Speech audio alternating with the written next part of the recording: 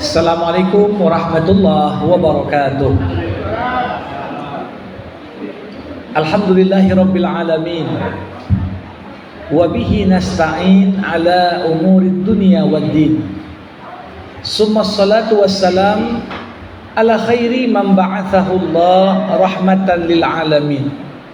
Sayyidil anbiya'i wal mursalin Rasulillah Muhammad sallallahu alaihi wasallam wa ala alihi wa ashabihi ajma'in. Bapak-bapak, ibu-ibu, keluarga besar ini, alumni FKUSU angkatan 66, 67 dan 68 yang alhamdulillah sampai hari ini Allah masih jaga silaturahim, hubungan yang begitu erat. InsyaAllah bukan hanya persahabatan di dunia, tapi juga persahabatan berlanjut hingga ke akhirat. Para hadirin yang saya muliakan, marilah sama-sama kita senantiasa memanjatkan puja dan puji sebagai wujud rasa syukur kita kepada Allah. Di siang hari ini kita dapat dihimpun di majelis ini sambil kita menyantap santapan jasmani, juga insyaAllah akan ditemani dengan santapan rohani. Ini bagian dari pentingnya menyeimbangkan dua kebutuhan, kebutuhan fisik dan kebutuhan roh. Ya, mudah-mudahan tentunya pertemuan ini bukan hanya mengobati kerinduan Bapak Ibu sekalian, tapi juga semakin menguatkan silaturahim di antara kita. Salawat berangkaikan salam kita hadiahkan kepada Nabi Muhammad sallallahu alaihi wasallam. Allahumma salli wa sallim wa barik alaihi. Tentunya kita berharap kita semua nantinya masuk dalam kelompok pengikut baginda yang mendapatkan syafaat nantinya. Bapak Ibu, para hadirin yang saya muliakan, topik kita hari ini sesuai dengan apa yang dipintakan. Ini banyak kadang-kadang istilah-istilah dalam penggunaan kita sehari-hari, termasuk dalam hukum Islam, yang menggambarkan bagaimana kita sebagai muslim ini berbagi dengan sesama. Ada istilah infak, ada istilah sedekah, ada istilah hibah. Apa bentuk-bentuk dari ini semua? Apa persamaan dan perbedaan? Namun sebelum saya mengurai apa yang ingin kita bahas ini, izinkan saya dahului dulu dengan sebuah pendahuluan. Dalam Islam, Bapak Ibu, Islam mengajarkan pada kita semua yang kita punya ini sebenarnya adalah harta yang sifatnya titipan Allah. Titipan Allah. Jadi pemilik sebenar dari apa yang kita kuasai saat ini siapa? Allah. Ini yang Allah sampaikan di dalam Al-Quran. Wa anfiqu mimma ja'alakum mustakhlafina fi. Belanjakanlah harta yang Allah titipkan pada kalian sebagai amanah. Jadi ketika ditanya, uangmu itu punya siapa? Punya Allah, dititipkan padaku. Kenapa kita katakan itu punya Allah? Buktinya di saat kita meninggal nanti, Bapak Ibu sekalian, apapun yang kita kumpul, apapun yang kita peroleh, toh ujung-ujungnya tak kita bawa. Bahkan ketika kita meninggal, pembagian harta yang selama ini kita kuasai justru dikembalikan kepada yang punya. Siapa yang punya? Allah. Allah yang ngatur. Suami kalau istri meninggal tak punya anak dapat setengah. Kalau punya anak dapat seperempat. Istri kalau suami meninggal tak punya anak dapat seperempat. Kalau punya anak dapat 1/8. Anak perempuan setengah kalau satu orang, gak ada laki-laki. 2 orang atau lebih, 2/3.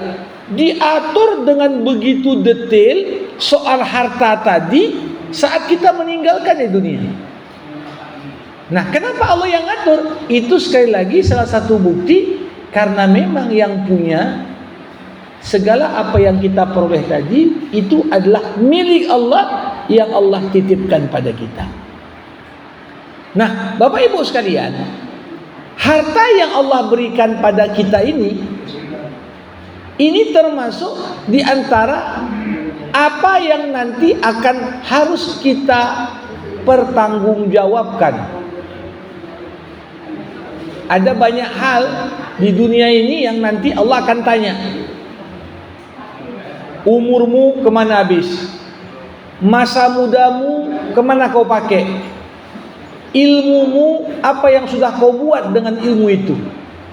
Tapi salah satu pertanyaan yang paling berat dan banyak orang tak mampu mempertanggungjawabkannya adalah saat Allah nanti bertanya, wa an malihi, ditanya pula lah tentang harta yang Allah titipkan kepada kita.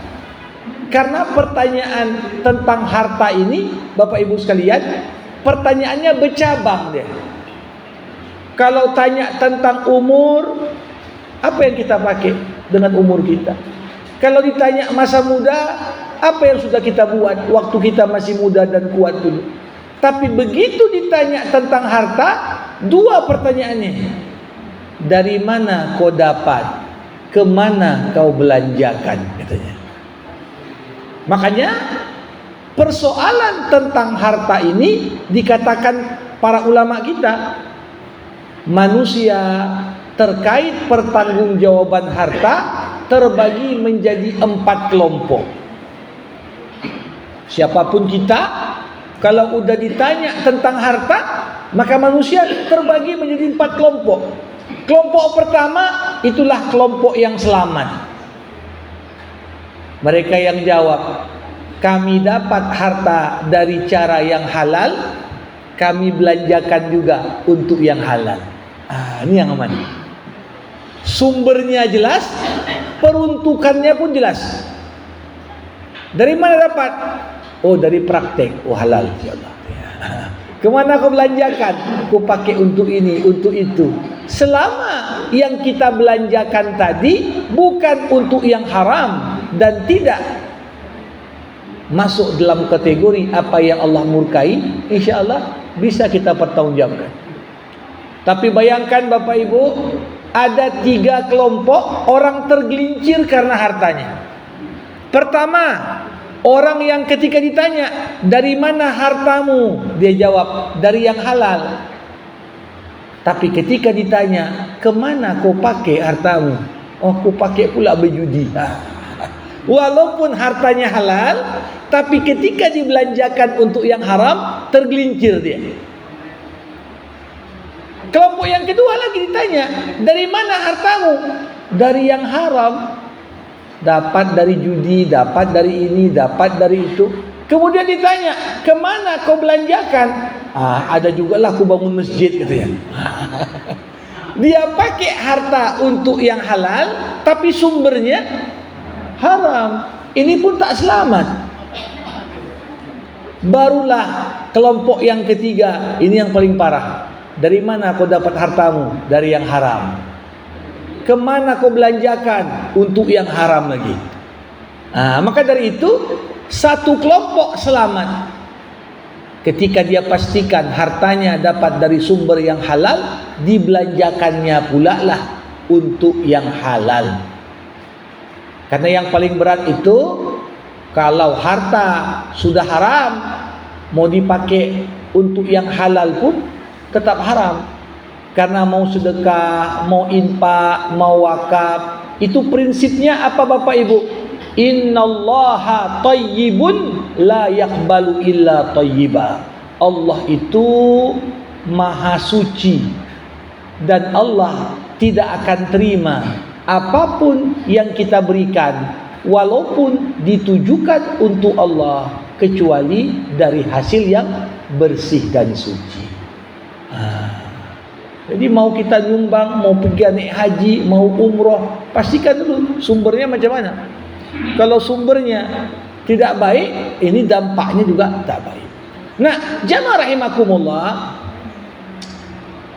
Jadi apa yang tadi sempat saya singgung di awal tentang istilah sedekah, hibah, infak dan apapun lainnya, sebenarnya ini semua berkaitan dengan bagian kedua dari pertanggungjawaban kita terhadap harta. Pertanggungjawaban pertama apa? Gimana memastikan harta kita itu halal? Makanya sumber harta yang halal itu disebutkan para ulama, harta yang halal bisa diperoleh lewat 4 jalur. Dari mana harta halal dapat? Pertama, dapat harta lewat kerja. Seorang buka praktek, seorang ngajar, seorang jual beli. Apapun yang kita usahakan dari profesi-profesi yang halal, maka insya Allah itu jadi sumber pendapatan yang halal pula.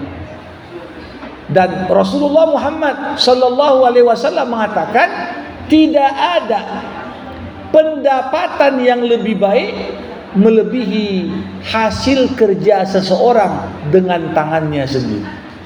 Sebaik-baiknya harta yang kita dapat ya hasil kerja kita. Ya. Bukan hasil minta sedekah atau minta sama orang. Apa yang kita dapat dari usaha kita itulah sebaik-baiknya harta. Makanya semua nabi dan rasul itu punya profesi selain mereka berdakwah. Nabi Adam petani katanya. Nabi Idris tukang jahit. Nabi Nuh tukang kayu. Nabi Musa penggembala ternak. Nabi Muhammad seorang bisnismen.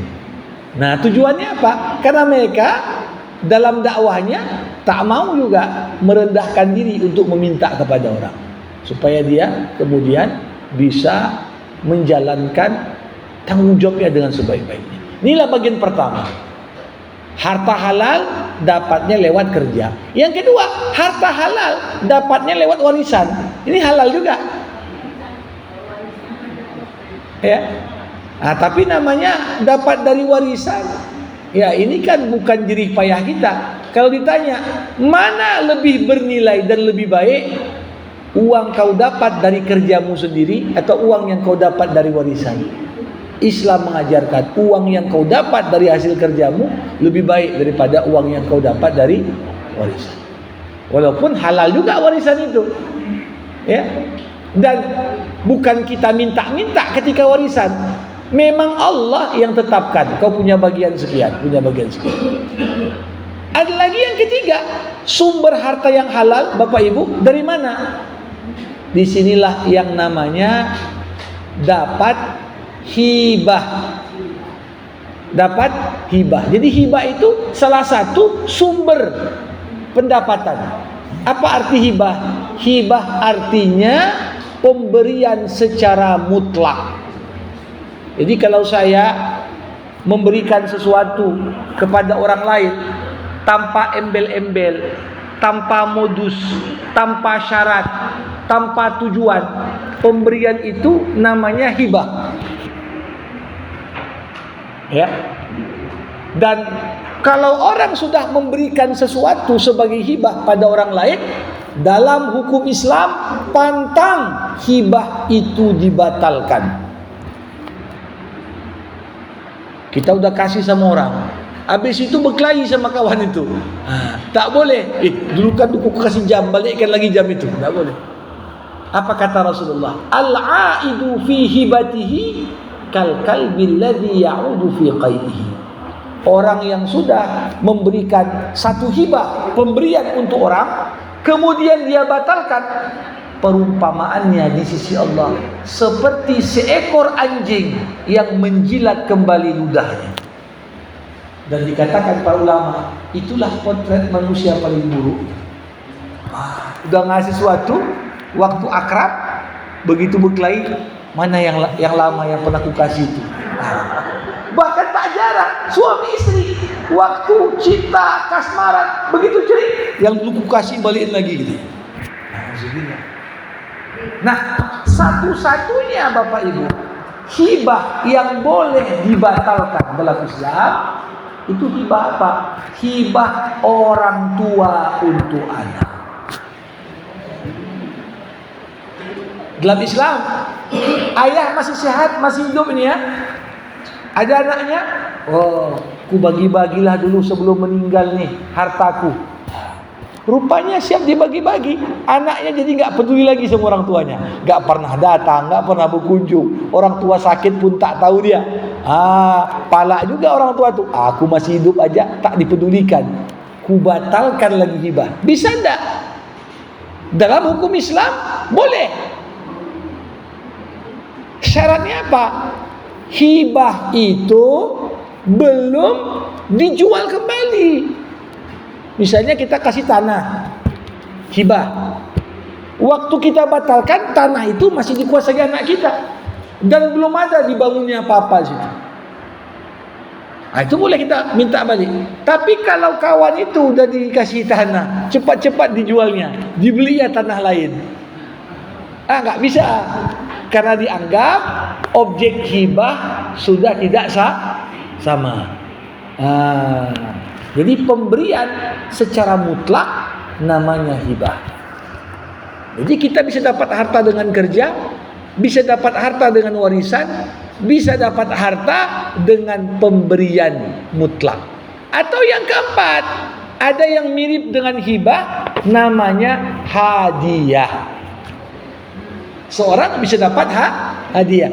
Apa itu hadiah, Bapak Ibu? Secara fikih hukum Islam, hadiah itu pemberian yang kita berikan kepada orang lain karena satu prestasi atau sebagai bentuk apresiasi.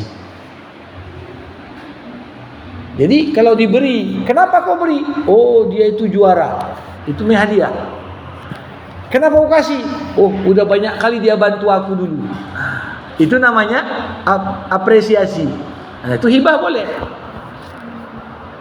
Jadi hadiah adalah salah satu cara kita memperoleh harta dan suka memberikan hadiah. Ibu-ibu, bapak-bapak sekalian, inilah salah satu cara bagaimana hati kita antar sesama muslim saling mencintai satu dengan yang lain. Coba bayangkan kalau kita kumpul-kumpul gini, siapa yang paling sering kita ingat? Siapa yang paling payah kita lupa? Yang paling pemurahan gitu. Kalau datang kumpul-kumpul, dia bawa, oh aku alhamdulillah baru pulang kemarin dari KL, ini ada coklat sedikit dikasihnya. Kita ingat. Kan begitu kan? Nah, makanya Rasulullah mengatakan tahabu. Saling bertukar hadiahlah agar kalian saling mencintai. Jadi saling tukar hadiah itu indah.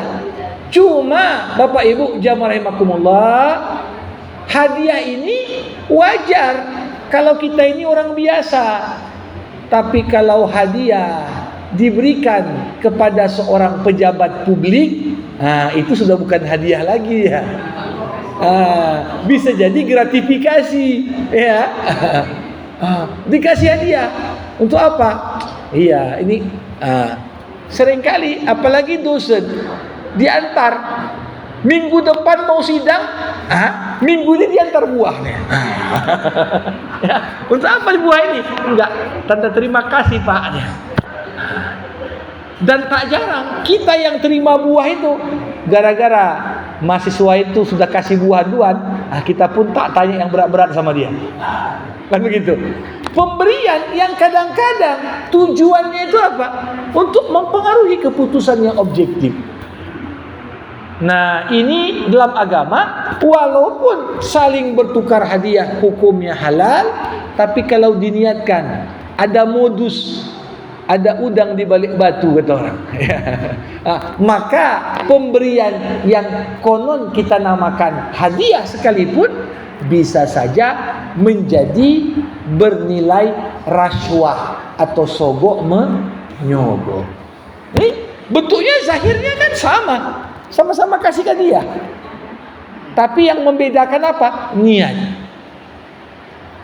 Kalau ada orang udah ujian meja hijau dia, udah selesai, ya, minggu depan baru diantarnya, makasihlah Pak, udah bimbingan baik kali. Ini kan artinya nggak mungkin lagi kita pengaruhi penilaian. Tapi besok ujian, malam ini pula diantar kue. Ini kadang-kadang kita pun menjadi terpengaruh oleh pemberian-pemberian yang diberikan. Nah, ini kita lihat yang pertama. Jadi mana yang sumber halal, maka itu memastikan setengah pertanggungjawaban kita tentang harta ringan di hadapan Allah.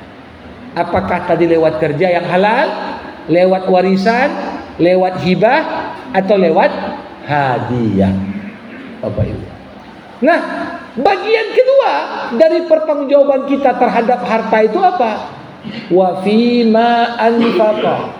Kemana kau pakai harta yang kau peroleh itu? Halal pun harta yang kita dapat, tapi kalau kita belanjakan untuk tujuan yang haram, maka bisa jadi kita gagal mempertanggungjawabkan harta kita. Nah, jamaah rahimakumullah, dalam konteks kita menggunakan harta kita, ada dua prinsip yang disebutkan dalam Al-Quran. Prinsip pertama apa? Jangan berlebihan. Jangan berlebihan. Kulu washrabu wala tusrifu.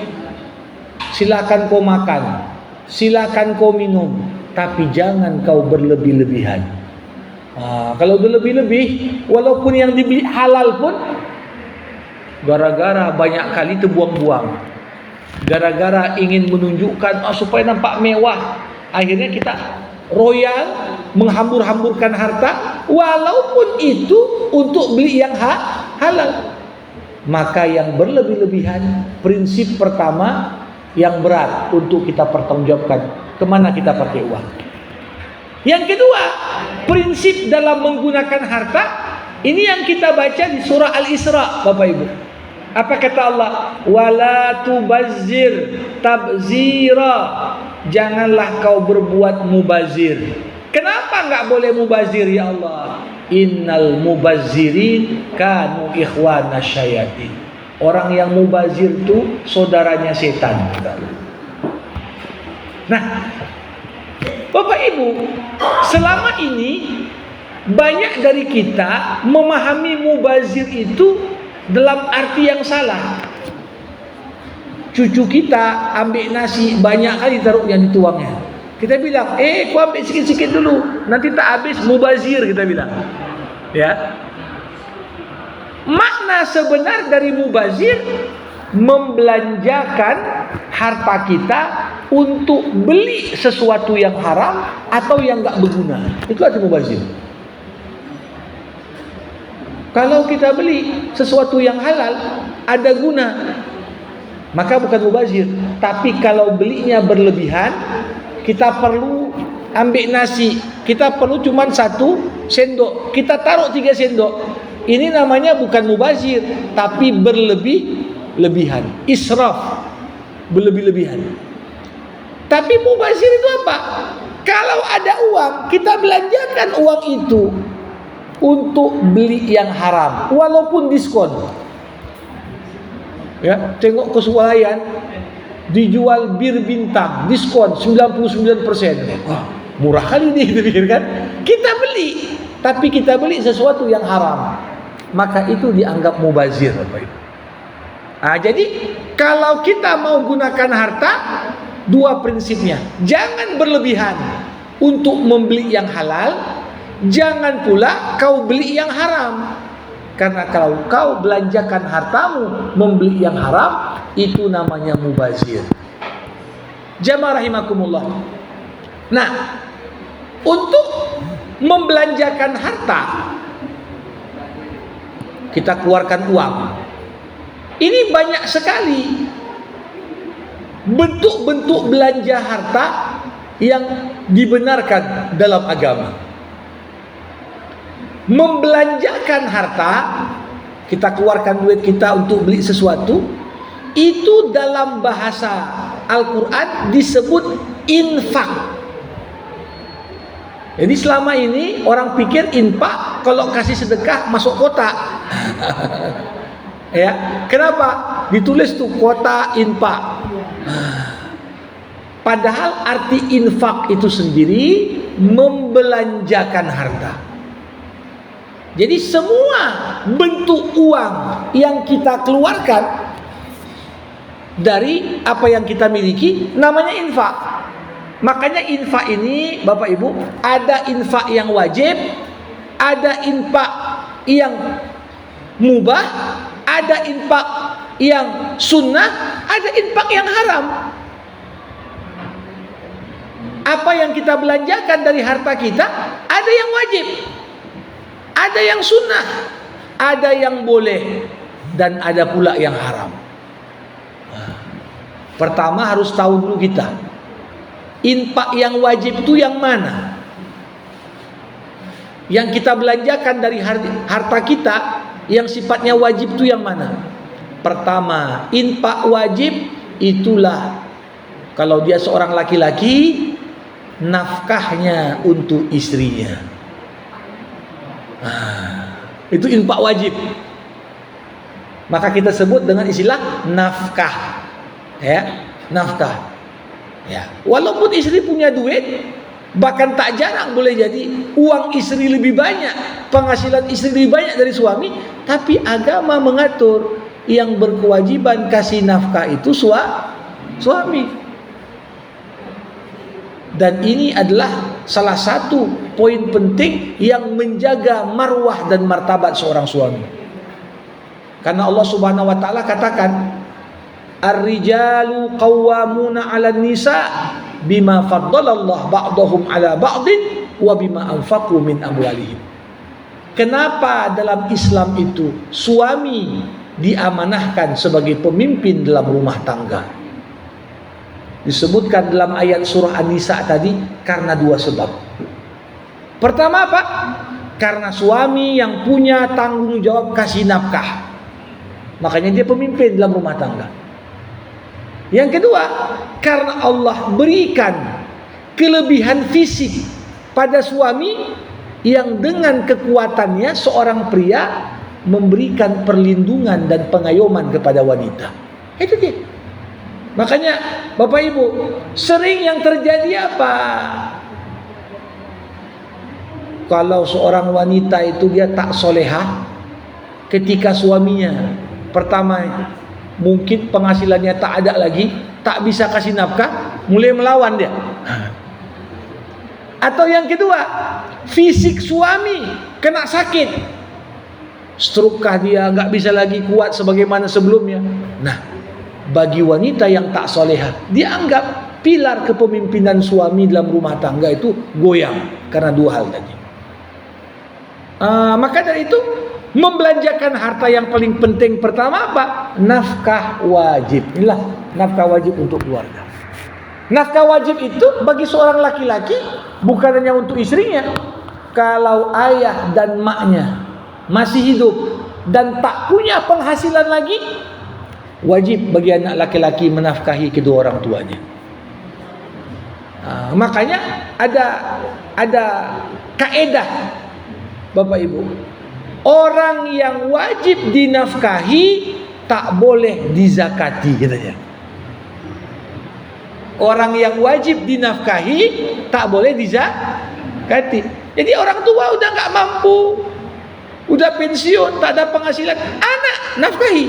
Jangan pula anak, nggak usah nafkah lah, nanti tunggu Ramadan aja aku kasih zakat untuk ayah mak. Nggak boleh, itu salah. Itu bagian dari infak. Infak yang mana? Infak yang wajib, memberikan nafkah. Orang tua juga berikan nafkah untuk anaknya. Sampai kapan kewajiban kasih nafkah? Sampai anak balik dan mampu mandiri.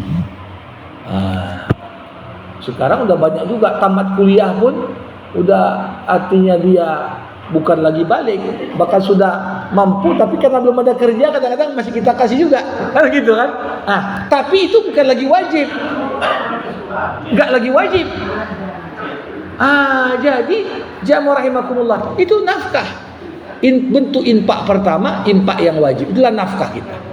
Baik pada istri, baik kepada kedua orang tua atau kepada anak, kita berikan, itulah bagian dari infak atau nafkah wajib. Termasuk nafkah yang wajib apa? Mengeluarkan zakat. Kalau orang sudah wajib zakat. Karena dalam Islam ini kan orang yang dianggap kaya standarnya apa Bapak Ibu?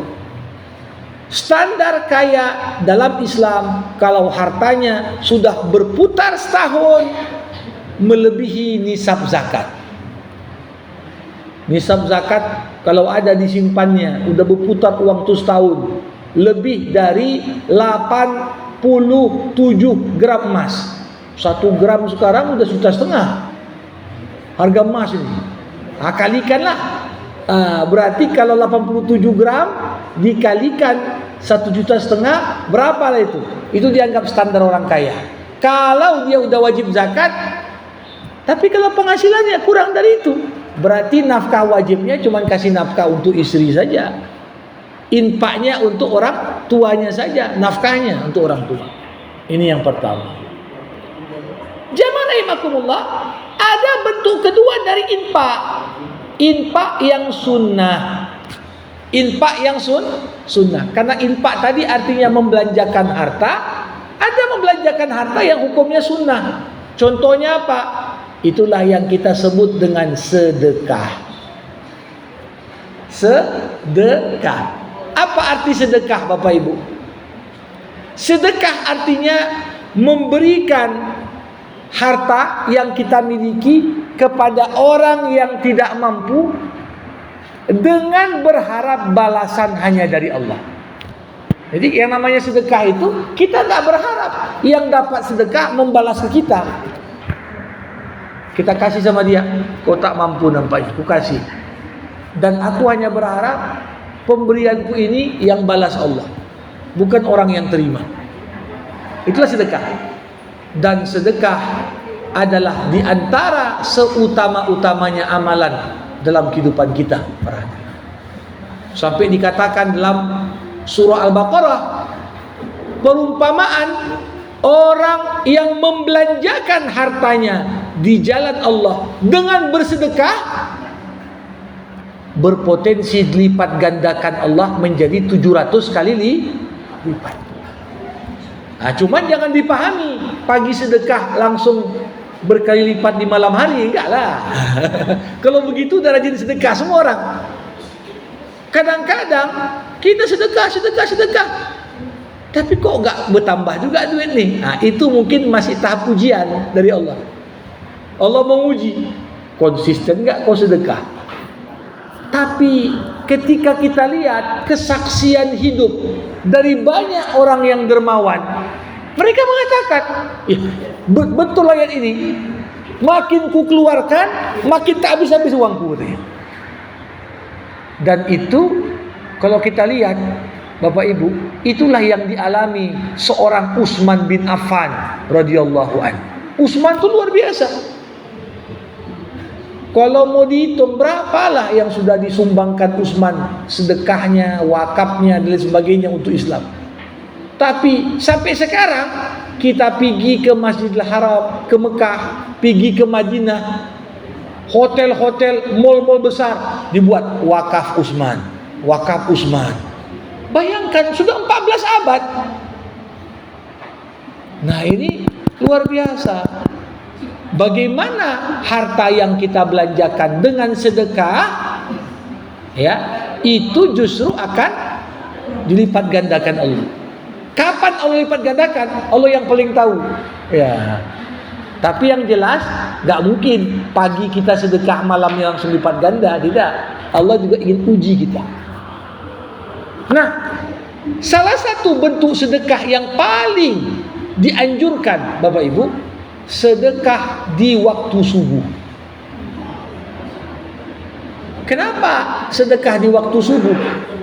Dalam sebuah hadis Rasulullah Muhammad SAW mengatakan, tidaklah berganti hari. Hari dalam Islam dimulai dari apa? Masuk subuh hingga maghrib, itu kan? Itu yang kita anggap. Maghrib berganti hari, antara malam dan siang. Bedanya pada waktu subuh.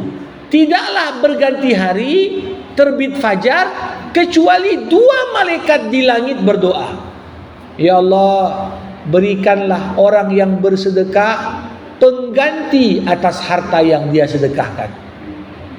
Malaikat yang kedua berdoa lagi, ya Allah, berikanlah orang yang pelit, tak mau keluarkan hartanya, kehancuran pada hartanya. Makanya para ulama mengatakan sedekah di waktu subuh itu ini dapat laporan 2 kali oleh malaikat, karena waktu pergantian shift malaikat.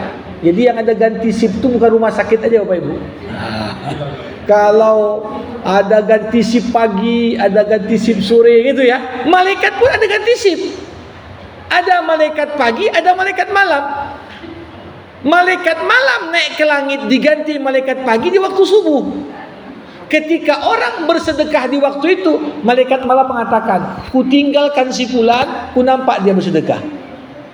Nanti malaikat yang pagi berganti shift lagi di sore hari, dia bilang, aku datang, ku lihat si fulan bersedekah. Makanya dikatakan, inna Qur'anal fajri kana mashhuda. Sesungguhnya waktu subuh itu dipersaksikan. Mau kita sholat, mau baca Quran, mau sedekah, itu waktu yang dipersaksikan oleh malaikat. Jadi ini yang pertama, infak yang sunnah bentuknya sedekah. Dan Masya Allah Bapak Ibu, orang yang rajin bersedekah, Allah lapangkan dadanya. Bahkan sedekah itu dalam banyak hadis dikatakan penawar dari banyak penyakit. Idfa'ul marada bis sadaqah. Tolaklah penyakit dengan bersedekah. Saya pernah baca sebuah artikel, ada seorang profesor berkebangsaan Amerika, dialah yang mempraktekkan hadis ini lewat eksperimen sosial. Jadi ada satu kelas, muridnya itu 300 orang di kelas. Jadi satu semester kan 4 bulan. Dia bilang sama murid-muridnya, ini selama semester ini kita bagi 2 kelompok.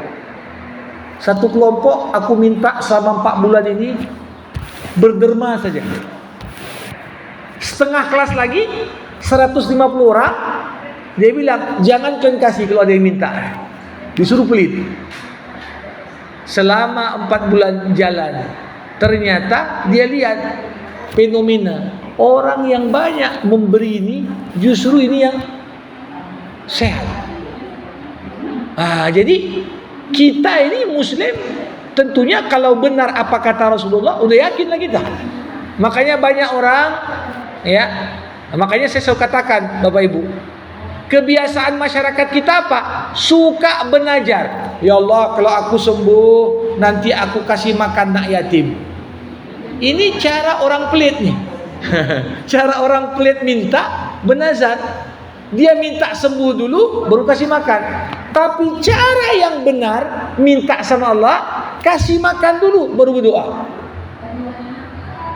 Insyaallah orang yang kita kasih makan tadi, ini kerelaan mereka, doa mereka, ini termasuk di antara yang menjaga kesehatan kita, fisik kita lebih prima dan lain sebagainya. Jadi ini yang kedua aja. Yang pertama adalah infak wajib, nafkah, zakat. Ada infak sunnah, bentuknya apa? Sedekah. Termasuk di antara bentuk sedekah ini ada namanya sedekah jariyah. Kita sebut juga dengan istilah wakaf. Kalau sedekah biasa Bapak Ibu, kita kasih orang nasi bungkus. Habis nasi bungkus itu habis juga pahala kita. Karena yang kita kasih barang habis. Tapi kalau kita kasih untuk seseorang barang yang tahan lama, dikasihkan untuk anak yang sedang mengikuti program tahfiz, diwakafkannya lah Quran. Tiap hari dibuka sama anak itu, Quran itu untuk ngapal. Selama Quran itu dipakai untuk ngapal, mengalirlah terus pahala untuk kita yang mewakafkan Quran. Hebat enggak tuh? Enggak sekali aja berhenti. Ya. Begitu juga kita bangun madrasah orang belajar, kita bangun masjid orang sholat. Selama fungsi peruntukan barang yang kita wakafkan itu masih dipakai orang banyak, mengalir pahala sedekah itu kepada kita, walaupun kita sudah meninggal dunia. Bahkan yang lebih hebat dari itu Bapak Ibu, Nabi Muhammad Sallallahu Alaihi Wasallam pernah mengatakan, ya wakaf itu jangan identikan sekedar bangun masjid, enggak. Bukan hanya untuk bangun madrasah, tidak. Bukan hanya belikan Quran, enggak. Di rumah kita, depan rumah kita ada tanah. Kita beli bibit pohon, kita tanam pohon tuh. Sampai pohon tuh dari yang kecil jadi besar, rindang, menghasilkan buah. Udah meninggal kita Bapak Ibu. Pohon itu kalau menghasilkan buah, dimakan kalong, dimakan burung, dimakan manusia. Kalau pas panas, orang berteduh di pohon itu, mengalir pahala kepada yang nanam pohon. Itu bagian dari sedekah. Nampak ada daerah sulit air, kita belikan sumur bor. Inilah supaya kalian bisa berwudu, supaya kalian bisa mandi. Dipakai sumur itu. Selama sumur itu dipakai, mengalir pahala untuk kita, walaupun kita tidak ada lagi. Ada sungai kotor, kita bersihkan, kita buang sampah-sampah sampai airnya jernih balik, bisa dipakai wudu, bisa orang pakai minum. Selama air sungai itu dimanfaatkan orang, mengalir pahala untuk yang bersihkan airnya. Ini semua sedekah. Jadi jangan kita pahami sedekah dalam arti yang sempit saja. Nampak orang minta di perempatan jalan, ini sedekah juga. Itu sedekah betul. Tapi bagaimana bentuk-bentuk sedekah itu banyak. Termasuk seperti pepatah Cina katakan, jangan kasih ikan, tapi kasih kail. Sedekah pun begitu. Ada orang langsung kasih duit. Akhirnya sebagian orang yang masih produktif usianya, karena udah biasa terima duit kontan aja, dia malas. Tapi ada sedekah yang boleh jadi merangsang orang. Kenapa kau minta-minta? Ya tak ada kerja, udah ku belikan untukmu misalnya sepeda motor, kau bawa Gojek sana. Ini sedekah juga. Tapi sedekah yang membangun. Bukan sekedar sedekah seperti kita kasihkan, tapi kasih pancing untuk dia. Nah, ini yang pernah dilakukan Nabi Muhammad sallallahu alaihi wasallam. Dulu Bapak Ibu, ada seorang sahabat Nabi. Ini terkenal sahabat ini suka kali kasih proposal. Kalau jumpa orang minta aja. Minta saja. Suatu ketika Rasulullah bertanya pada sahabat itu, apa yang ada di rumahmu rupanya? Kau masih minta-minta saja. Apa yang di rumahmu? Nabi, di rumahku ada 2 cangkir, ada 2 piring. Kalau begitu, bawa 1 cangkir sama 1 piring kemari. Untuk apa Nabi? Bawa ya kemari. Setelah dibawa oleh sahabat tadi, Nabi melelang, menjual piring dan gelasnya itu dengan lelang. Siapa yang mau beli cangkir ini? Siapa yang mau beli piring ini? Akhirnya lakulah 2 barang itu seharga 2 dinar. Kemudian Nabi berkata, 2 dinar ini, 1 dinar kau beli gandum, 1 dinar lagi kau beli kapak. Aku tak mau lihat mukamu minta-minta selama 2 pekan, kata Rasulullah. Akhirnya sahabat tadi dibawanya lah uang 2 dinar tadi, dibelikannya lah gandum cukup untuk beberapa hari, dibawanya kapak untuk mencari kayu bakar. bekerja dia untuk cari kayu bakar. Setelah 2 minggu, Nabi berpapasan dengan sahabat tadi. Nampak wajahnya pun sudah beda. Udah nggak minta-minta lagi dia. Rasulullah berkata, macam mana kondisi ekonomimu? Dijawab oleh sahabat tadi, alhamdulillah Nabi, sekarang udah jauh lebih baik. Apa kata Rasulullah? Li ayyahtatiba ahadukum hatabatan khairun lahu min an yas'alin nas a'tauhu aw mana'u. Seseorang memikul kayu bakar di atas pundaknya itu lebih terhormat di sisi Allah daripada orang minta-minta dikasih atau ditolak. Jadi ini juga konsep sedekah. Nah, ada sedekah yang ada infak yang mubah, ada infak yang boleh. Kayak mana infak yang boleh? Ya ini bukan sedekah, bukan apa. Ya kita kasih orang bukan karena dia perlu, tapi sekedar untuk membuat hubungan menjadi akrab. Kadang-kadang sengaja kita kasih. Waktu hari raya dikasih salam tempel untuk cucu kita. Berapa hari kau puasa? Lengkap toh katanya. Nih kasih. Ini yang mubah ini. Artinya kita memberikan sesuatu tujuannya motivasi. Supaya rajin puasa dia. Ini kan pemberian juga. Tapi jangan lupa Bapak Ibu, ada infak atau pemberian yang hukumnya haram. Ada yang haram, ada. Kalau kita kasih sesuatu kepada orang yang kita tahu orang itu akan pakai pemberian kita untuk tujuan yang haram, maka kita ikut bertanggung jawab. Kecuali kita nggak tahu, kita pikir kawan ini dikasih duit makan, rupanya duit ini dipakai berjudi. Kalau kita tahu si Fulan kalau dikasih duit berjudi, dikasih juga duit, berarti masuk kita dalam kelompok man a'ana fi maksiyah wa huwa fi maksiyah. Siapa yang bantu orang lain buat maksiat, dia pun ikut buat maksiat. Jadi kalaupun mau kasih, tengok-tengok orang juga. Dalam pengertian apa? Jangan pula nanti dipakai bernarkoba pula dia. Nah, tapi kalau nampak ini apa? Untuk makan, ya sudah, boleh, halal. Tapi kalau ada tahu kita, pemberian kita memungkinkan untuk disalahgunakan, maka di antara prinsip seorang muslim, kita juga tidak memberikan sembarangan. Ini Bapak Ibu. Jadi kalau kita ringkaslah tadi, ada pemberian yang sifatnya mutlak, namanya hibah. Ada pemberian sebagai wujud apresiasi atau untuk sebuah prestasi, namanya hadiah.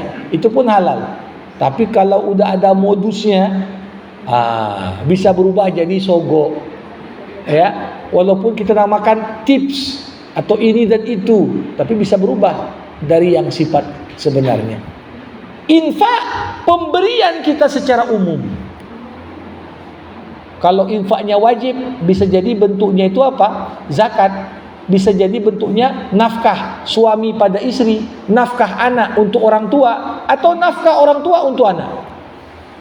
Kalau hukumnya sunnah, bisa jadi bentuknya sedekah atau wakaf. Bahkan bisa jadi apa yang kita beri untuk orang menjadi haram hukumnya kalau kita tahu orang yang menerima menyalahgunakannya untuk yang haram, maka dianggap kita membantu orang berbuat maksiat. Mudah-mudahan insyaallah Bapak Ibu dokter semua, kita bukan hanya memperoleh harta lewat cara yang halal, tapi juga kita dapat pertanggungjawabkan bagaimana kita belanjakan harta kita dengan cara yang halal pula. Saya kira ini pengantar dari saya untuk kajian di kesempatan kali ini. Kita berikan kesempatan Bapak Ibu yang mau bertanya, berkomentar topik ini ataupun topik yang lain, dipersilakan sebelum nanti kita tutup dengan doa. Saya persilakan.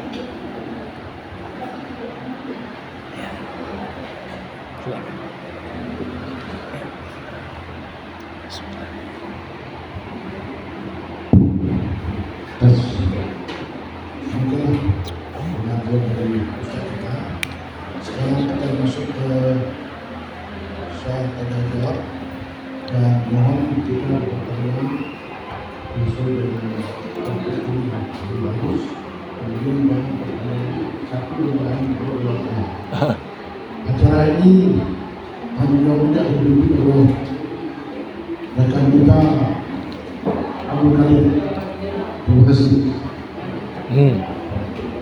Tanya. Ini agak sedikit. Ya. Jadi ceritanya pasien sudah mau kita operasi. Jadi dia BPJS ini. Ya.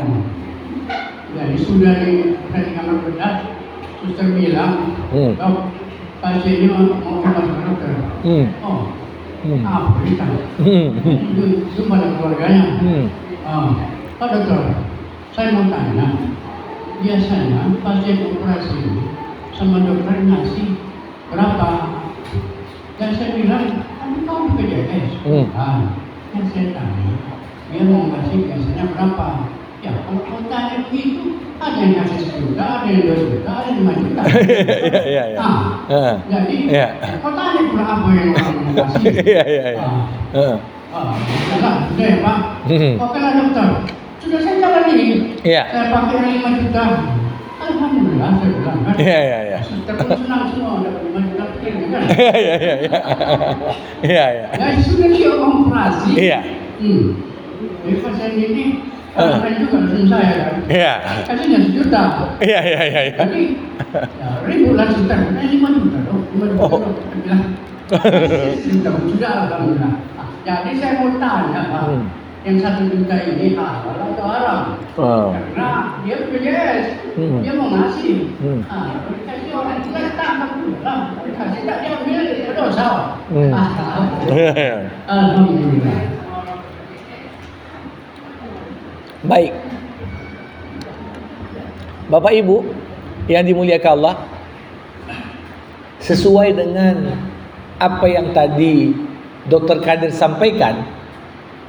Jadi ketika pasien tadi nanya, berapa biasa orang kasih ke dokter? Ini kan artinya di luar pembayaran yang resmi. Karena tanpa dibayar pun sudah di-cover pembayaran honor ya dari dokter tadi oleh BPJS. Tapi kemudian disampaikan, ya, udahlah kalau gitu saya kasih dokter 5 juta misalnya, ya. Walaupun kemudian setelahnya pertanyaannya, yang dikasih di luar biaya itu ini halal tidak diterima? Kalau disampaikan demikian, ini jatuhnya kepada hibah atau kepada hadiah. Hibah atau kepada hadiah. Namun tadi yang bersangkutan saya tak tahu jelas apakah dia sifatnya sekedar nanya atau memang dia berjanji, udahlah aku kasih nanti 5 juta dalam bentuk janji, atau kemudian hanya kuburannya dia. Tapi yang jelas halal tak menerima? Halal. Kecuali misalnya memang seseorang menetapkan, artinya aku tak kerjai kau kecuali kau kasih uang tambahan misalnya. Kalau ada seperti itu, nah ini menjadi sesuatu yang bermasalah. Tapi kita tidak ada minta, tiba-tiba dia yang tawarkan, maka insya Allah itu bagian dari yang halal dan boleh untuk diterima. Ya, demikian. Ya, terima kasih kepada Pak Ustaz. Ya. Betul. Ini dari kalau air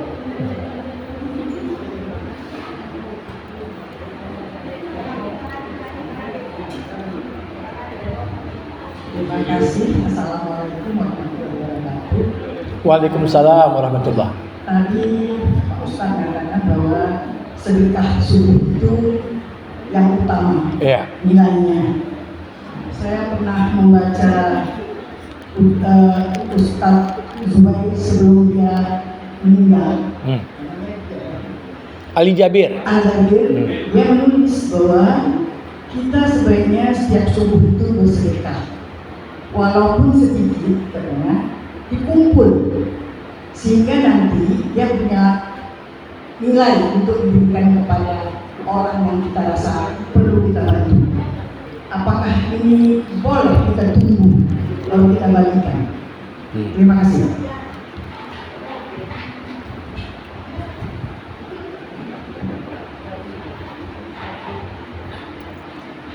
Terima kasih Ibu. Jadi apa yang kita sisihkan dari harta kita dengan niat sedekah masih sekedar terhitung niat kalau belum kita serah terimakan.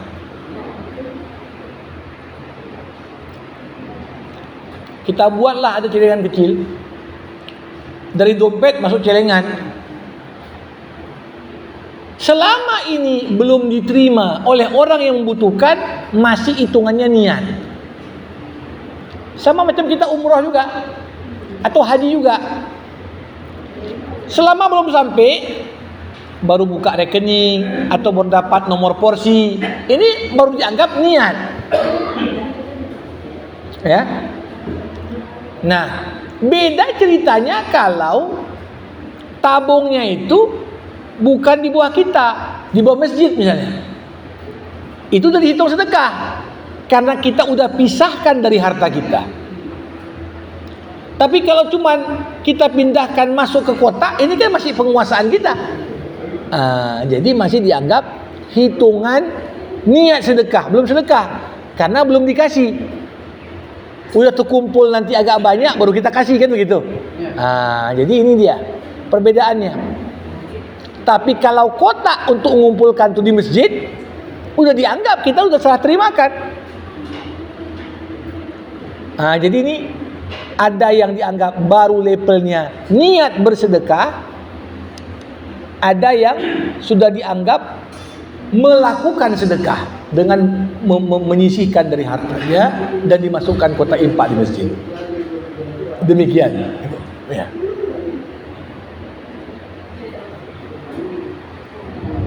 Terima kasih Pak Ustaz.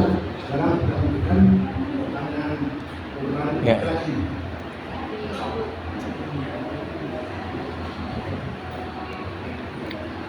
Silakan. Assalamualaikum warahmatullahi wabarakatuh. Waalaikumsalam warahmatullahi. Guru saya, bagi pribadi saya, kali ini mendapatkan pencerahan yang selama ini masih belum pas terminologi. Dari ini mungkin kita sudah terarah akan masukkan infak, sedekah, dan lain-lain. Ya. Cuma dari mulai Ustaz tadi, saya masih bertanya juga, bagaimana dengan basis tak perlu dirubah? Karena basis itu bukannya ini kalau saya tak salah bagaimana zakat, infak, sedekah. Ya. Nah, ini kan kalau menurut Ustaz tadi, infak itu sudah termasuk zakat, sedekah, dan hibah segala macam. Itu pertanyaan pertama. Kemudian ini berhubung dengan situasi negara kita yang peraturan perundang-undangan uang itu macam-macam. Ya. Maka saya berencana untuk menggunakan riba apa yang ada sama saya pada seorang anak untuk kemudian nanti akan dipakai dibagi untuk Islam. Karena apa?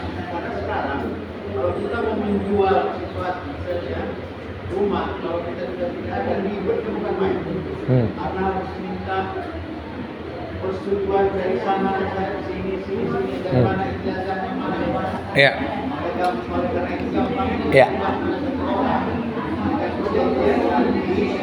Kalau ini mau dibagikan harus bagaimana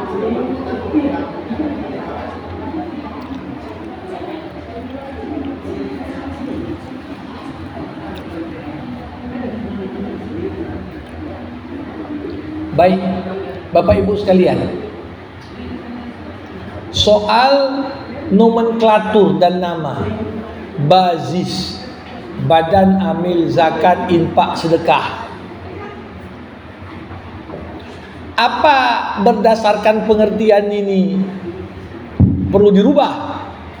Ya, karena sebenarnya arti dari kata infak udah mencakup sedekah, mencakup pula ya zakat. Karena segala apa yang kita belanjakan itu namanya infak. Nah, di sini bisa kita pahami bahkan pada penamaan tadi, dari sisi penamaan yang dimaksud juga kebanyakan orang masih memahami infak itu ketika kita menyetorkan sedekah ke masjid. Ya. Maka sebenarnya dengan kita paham tadi hubungan antara istilah-istilah yang beragam tadi, ini cukuplah kita yang dalam pengertian bisa menempatkan niat untuk masing-masing hal, tapi untuk merubah nomenklatur dan sebagainya, ini panjanglah ini ceritanya. Dan istilahnya kalau dalam agama pun perbedaan istilah itu nggak perlu dipermasalahkan kali, karena yang perlu untuk kita pahami adalah esensinya, bukan sekedar simbol ataupun label-label penamaan semata. Jadi saya kira ya tidak terlalu penting lah. Kalau memang orang udah biasa kenal namanya bazis, lazis, ya diteruskan aja begitu. Tidak perlulah kita ganti yang pada akhirnya malah membingungkan orang. Nah, di sisi lain, kalau ada orang mau memberikan hibah saat dia masih hidup, memang yang namanya hibah itu pemberian dikala hidup, saat kita masih hidup.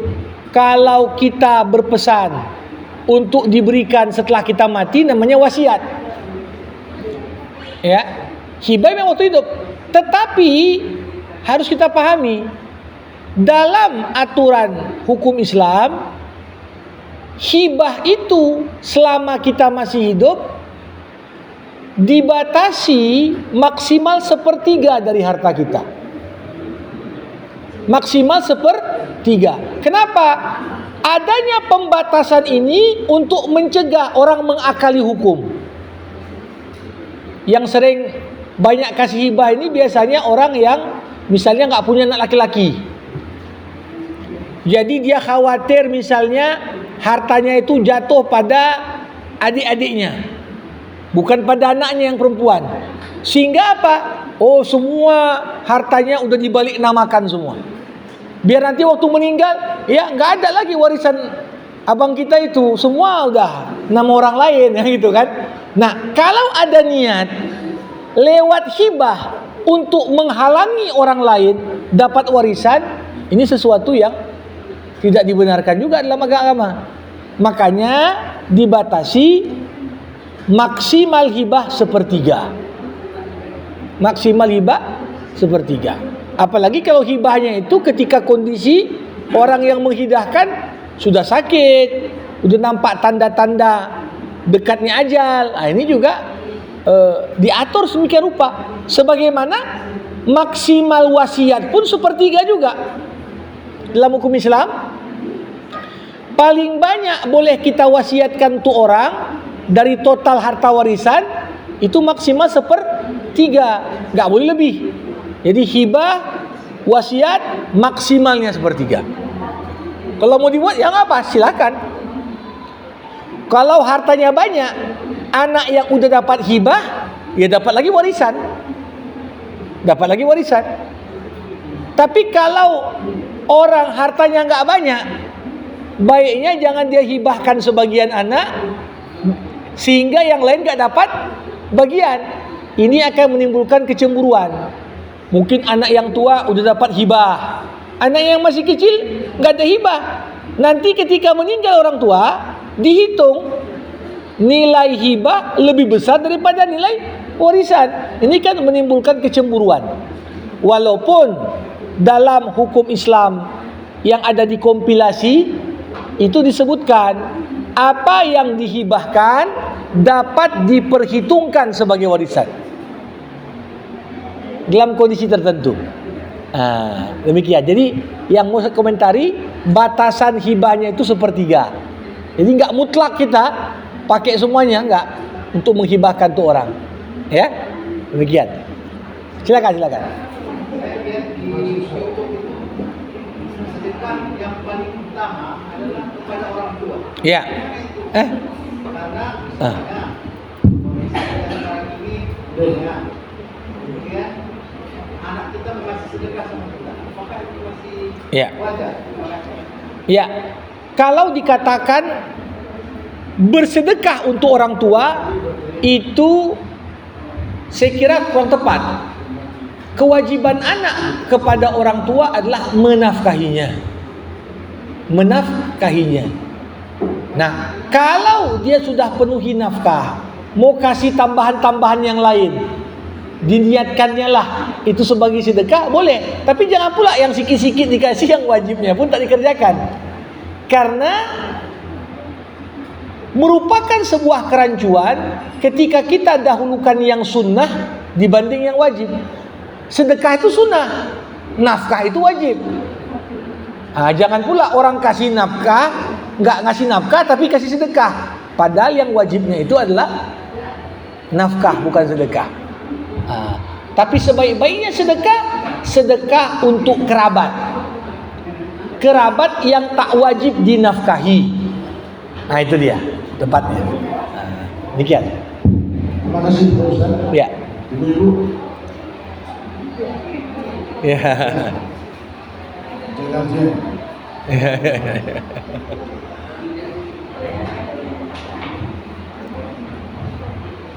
Assalamualaikum warahmatullahi wabarakatuh. Waalaikumsalam. Ada satu saya Ustaz, dengan cerita tentang hibah sama warisan. Saya perempuan semua sama orang. Setelah suami saya tinggal, akhirnya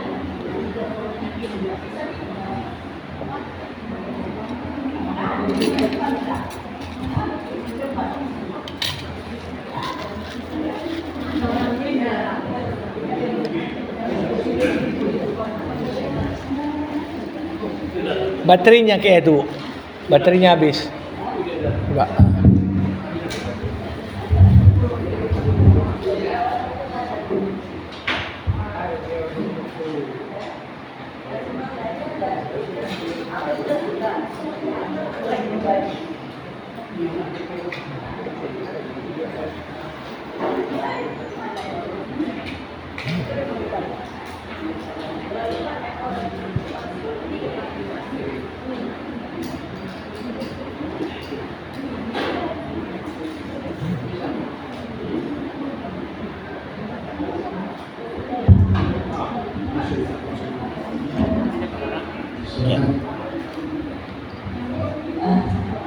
Begini Pak Ustaz, Ya. saya ini ditinggalkan suami sudah lama, tetapi anak saya ada yang perempuan semua. Jadi karena suami saya adalah satu-satunya laki-laki dari orang tuanya, dan kebetulan waktu itu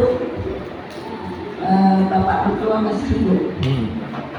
Jadi apakah saya masih naik kewajiban itu untuk anak saya perempuan? Katanya 2/3 saja harta itu yang boleh dibagikan sama anak perempuan, dan 1/6 untuk mertua orang tuanya. Iya. Dan saya pakai kompilasi, saya dapat separuh tambah 1/8. Iya. Jadi untuk uang sudah saya bagi sesuai dengan apanya. Tetapi bagaimana dengan harta yang tidak berupa uang seperti rumah? Ya, tentu saja katanya mesti sama di antara semua anak-anak. Kira-kira macam mana itu? cara pembagian karena tidak mungkin dijual dulu baru dibagi, dijual dulu baru dibagi. Saya rasa kurang praktis. Terima kasih. Baik, terima kasih Ibu. Nah, jadi tepat tadi kalau disampaikan 4 orang anak perempuan meninggal ayahnya, maka bagian anak perempuan kalau lebih dari 1 adalah 2/3 dari harta warisan. Istri kalau pakai kompilasi setengah harta bersama, ditambah lagi dari bagian suami yang jadi harta warisan, istri dapat 1/8. Mertua waktu itu masih hidup 1/6. Ya. Nah, itulah dia cara pembagiannya. Uang sudah dibagi, tapi dalam bentuk aset tak bergerak, misalnya tanah, rumah. Ini bagaimana cara pembagiannya? Nah, apabila aset-aset tadi, misalnya untuk bagian anak perempuan yang dapat 2/3, aset-aset itu terdiri dari beberapa bidang tanah atau rumah, berapa unit. Maka pertama tentunya perlu diappraiser dulu, dinilaikan dulu, tahu dulu kita harga dari masing-masing aset yang jadi objek waris. Apakah kemudian pengen tiap satu aset dijual baru dibagi sesuai dengan porsi, atau langsung ditunjuk, ini bagianmu tanah yang jalan ini bagianmu. Nah, tinggal kemudian di antara sesama ahli waris bersepakat kalau dia dapat bagian di appraiser misalnya harganya lebih dari bagian dia, maka dia perlu keluarkan dari hartanya untuk diberikan pada ahli waris yang lain untuk menutupi selisih. Misalnya tadi ada 4 rumah ya, anggaplah ada 4 rumah, masing-masing rumah udah dihargakan berapa. Nah, kalau untuk bagi 4 orang anak perempuan tadi 4 rumah, harga rumahnya ini beda-beda. Maka opsinya apa? Ditentukan bagian masing-masing berapa dari harta. Misalnya masing-masing dapat dapat bagian 1M misalnya. Ada aset yang dikasih ke salah satu ahli waris dihargakan lebih dari 1M misalnya 1,2M. Oke, itu untukmu, tapi kau serahkan 200 juta untuk waris yang lain yang kurang. Itu namanya takharuj. Jadi bisa kita artinya hitungkan. Atau opsi kedua, ya kalau mau dijual tiap rumah, ya udah keluarkan bagi 4 untuk anak-anak. Tapi itu harus menunggu akan dijual dulu semua aset baru dapat. Opsi kedua tadi diberikan satu persatu setelah dinilaikan berapa, mana yang lebih tinggi harga aset itu dari bagian warisannya, dia balikkan, dia bayarkan kepada ahli waris yang lain. Itulah dia kurang lebih. Terima kasih. Ya.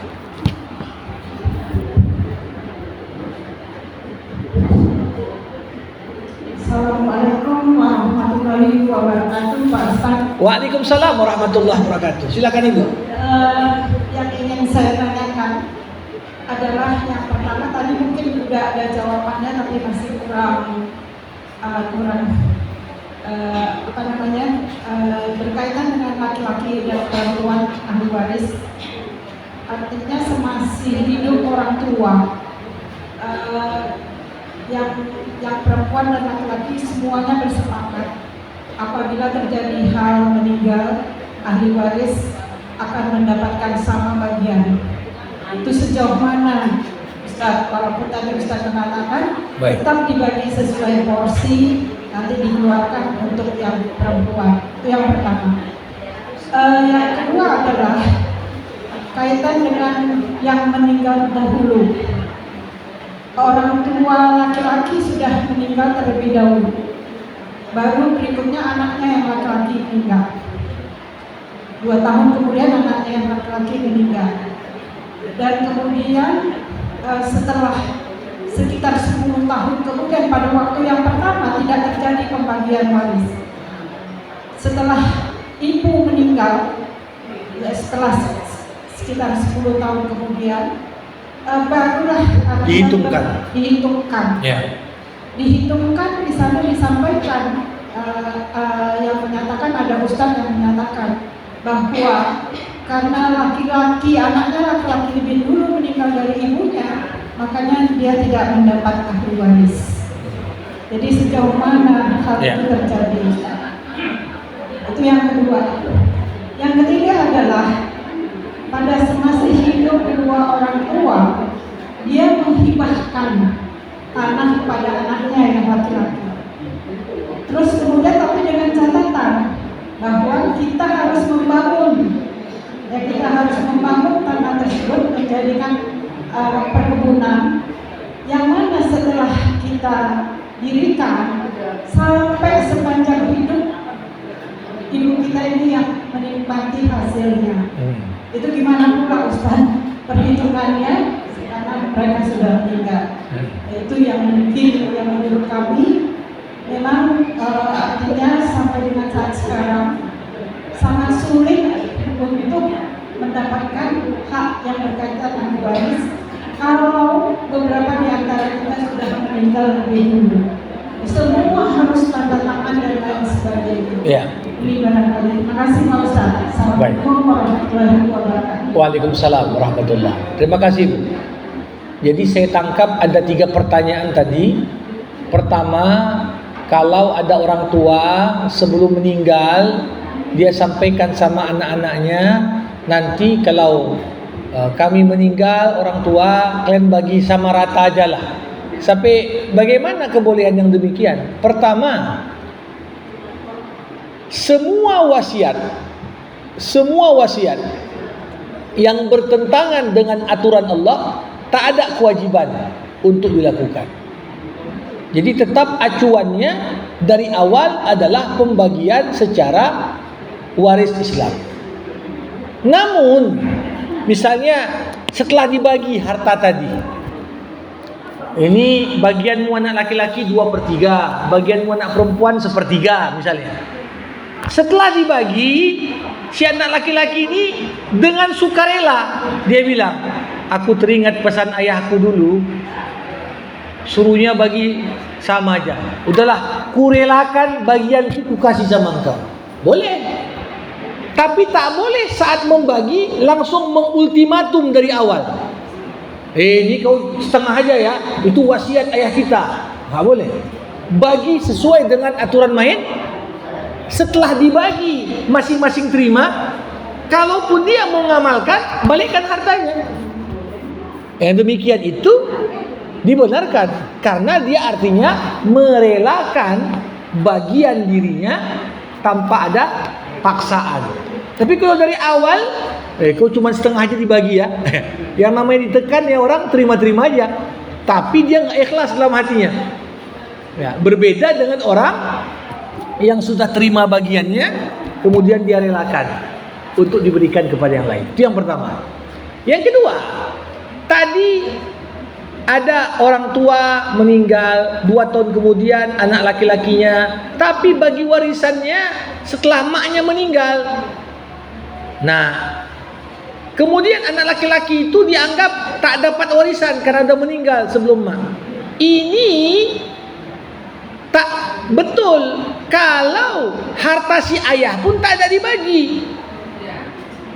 Seharusnya ayahnya kan lebih duluan meninggal. Ya bagi dulu harta ayah. Dari warisan ayah ada hak anak laki-laki yang meninggal itu. Kalaupun kemudian baru dibagi saat ibunya, dia nggak dapat dari warisan maknya, tapi dia dapat dari warisan ayahnya. Karena ayahnya lebih duluan meninggal.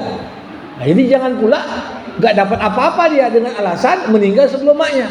Padahal ayahnya lebih dulu meninggal dibanding dia. Nah, ini satu kesalahan kalau itu tidak dilakukan. Yang ketiga, agak terlupa saya tadi Bu panjang kali ya Pak. Ingatkan sedikit aja, teringat itu. Kita dikasih hibah tanah. Oke, ya, diingat saya.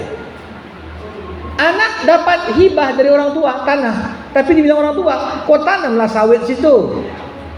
Udah, lantas si anak pun menanam sawit, hasil dari itu dinikmati sama maknya waktu masih hidup. Nah, itu bagaimana? Kalau udah dikasih hibah dan tak dibatalkan, itu memang hak milik si anak yang terima dan gak masuk bagian warisan. Kalaupun mak itu menikmati, ya ini bagian juga lah nafkah kita untuk orang tua. Insya Allah tetap bernilai pahala itu. Nah, tapi tidak bisa diklaim oleh saudara yang lain, itu kan punya mamaku. Enggak, ini sudah ada hibahnya. Makanya untuk urusan perkara harta ini memang perlu ditulis. Makanya ayat terpanjang dalam Al-Quran, ayat memerintahkan untuk menulis transaksi utang piutang. Itu ayat terpanjang dalam Quran. Kenapa? Yang bertulis saja bisa berkelahi, apalagi yang bertulis. Ya, makanya seperti ibu katakan tadi, masalah warisan ini, yang hak kita aja pun payah kali dapatnya. Nah, kenapa begitu? Seperti yang saya katakan tadi, problemnya adalah di sini kadang-kadang ada oknum-oknum yang ingin menguasai dan tak jujur. Tak jujur. Artinya apa? Begitu mau dihitungkan mana aja warisan, dia nggak masukkan ini. Udah dirubahnya 2 nama dan sebagainya.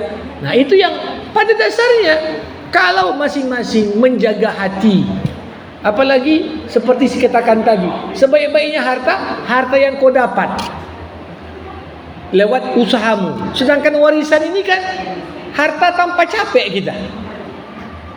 Ya, jangan pula itu sampai mengakibatkan munculnya apa? Cekcok. Banyak sekali. Saya aja datang ke rumah orang minta tolong selesaikan masalah warisan.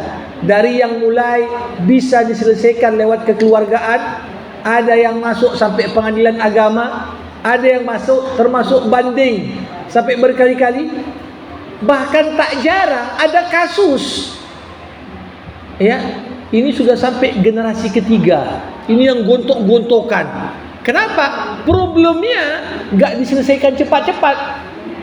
Udahlah, nanti baginya nanti aja. Sehingga dengan diundur pembagian warisan, ada oknum tertentu yang diuntungkan. Dia yang pegang surat, dia yang pegang apa semua. Nanti kemudian dia yang menyembunyikan dan tak jujur ketika ingin dihitungkan warisan ahli waris yang lain.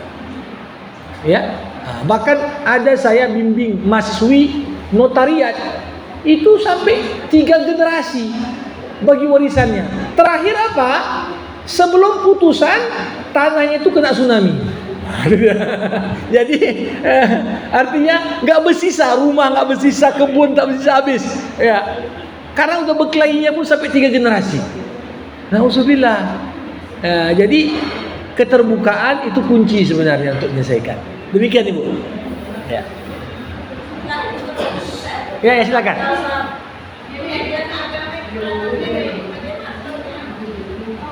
Ya. Kalau pengadilan agama dalam menyelesaikan sengketa waris, mereka pasti akan memutuskan dengan merujuk pada kompilasi hukum Islam. Itu acuannya. Ya, peran dia. Peran hanya menetapkan bagian. Tapi pengadilan agama nggak bisa tetapkan tanah ini untuk si fulan, nggak bisa. Dia tetapkan bagian si fulan 1/6, bagian si fulan 1/3, bagian si fulan 1/8. Nanti yang membagi harus.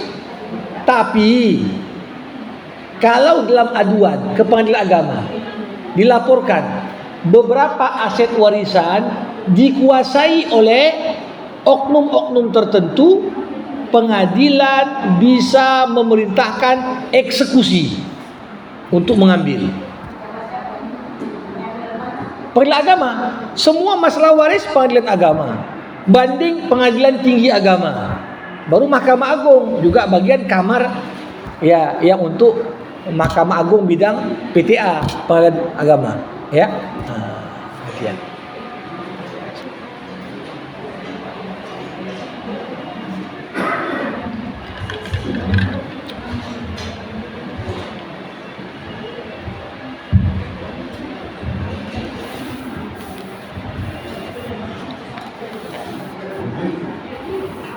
masih ada satu lagi.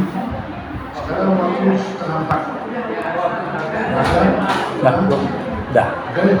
Nah, Ya. terima kasih banyak Baik. pada rekan-rekan sekalian. Kemudian kita berterima kasih banyak kepada Pak Ustaz Ya. yang telah membimbing kita dan mudah-mudahan bisa diberkati kita dalam agama. Amin. Kalau masalah harta warisan ini berapa tempat kita lagi dari kecil sampai sekarang tak selesai. Ya, ya. Mudah-mudahan kita selesaikan. Amin. Kemudian sekali lagi kita semuanya mengucapkan terima kasih kepada Bapak Ustaz. Pertama, belum datang tepat waktu. Yang kedua, ilmu cukup banyak, padat, semua jawaban bisa beliau selesaikan. Yang kedua, saya ucapkan terima kasih kepada rekan-rekan sekalian, karena pada hari ini yang datang cukup banyak. Malahan ada kawan kita bukan salah, Zulekha, ya kan?